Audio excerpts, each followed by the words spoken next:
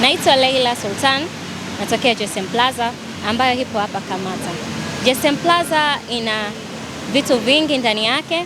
GSM Plaza kuna sehemu ya chakula, sehemu ya migahawa, kuna maduka ya nguo, maduka ya furnitures na pia kuna sehemu za watoto kucheza, ukumbi kwa ajili ya sherehe na mikutano.